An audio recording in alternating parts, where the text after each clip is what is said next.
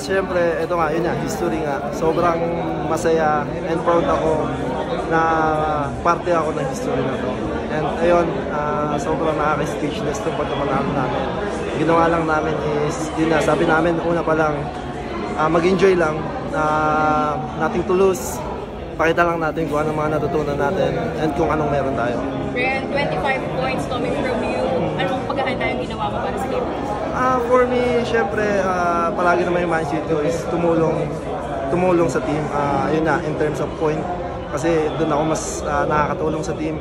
And ayun, syempre, hindi ko naman magagawa to kung wala yung mga teammates ko. Sa tulong ng mga teammates ko, lalo ng coaching staff. Brian, nasabi nyo nung umpisa gusto nyo na ipakita yung Filipino talent. Kaya nanalo kayo, ano masasabi mo na ito yung pinakita yung sabi mo? For me, yun nga. Ito na siguro yung simula na para pakita namin na hindi lang kami hanggang SEA Games, hindi lang kami hanggang Asian Games. May bubuga din kami sa World Championship. Gaya nga nito. Yun nga, enjoy lang namin. Siguro, nakita lang namin na yung mga natutunan namin sa mga coaching staff namin, malaking bagay yun na nai-apply namin sa larong ito. Malayo na narating ng Philippine Volleyball. Gano'ng malayo pa yung pwedeng marating after ng panalo? Sa tingin ko, malayo sobra. Kasi tingin nyo, sobrang underdog ng Pilipinas. Pero sa tiyaga and suporta ng Pilipino, nandun tayo. Parang kaya natin ibigay yung best natin, kaya natin makipag-compete sa mga high level. Brian, pag sinabing Philippine men's volleyball, usually kayong dalawa ni Mark lang ang kumbaga napipisil ng mga kahit ibang teams. Gano'n lang palaki yung production mo sa isang layer of tennis. Grabe ang pinakita mo tapos medyo pangit yung first game natin. Ayun nga, sobrang proud ako sa batang to. Kasi ayun nga, alam naman natin sobrang down siya nung first game niya. Pero pinakita niya na may bubuga siya, mayroon siyang potential na makapag-compete sa ganitong klaseng level ng laro.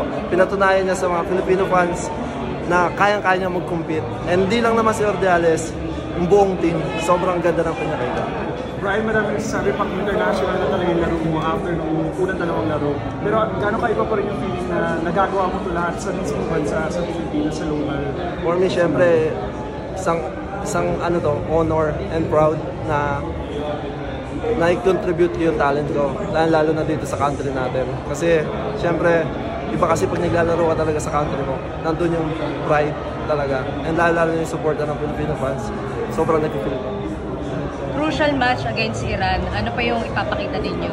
For me, yun nga, sabi naman namin, nothing to lose. Go lang, enjoy lang namin yung laro. And yun nga, kung ano natutunan namin, apply lang namin. Daan-daan lang, 1 point at a time.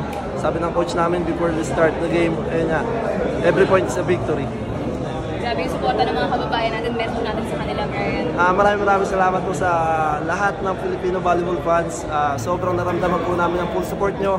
And sana po, inaasahan po namin ang full support nyo sa darating ng September 18 against Iran. Sana po, nandun po tayo, supportahan po natin alas Pilipinas. Thank you. Thank you.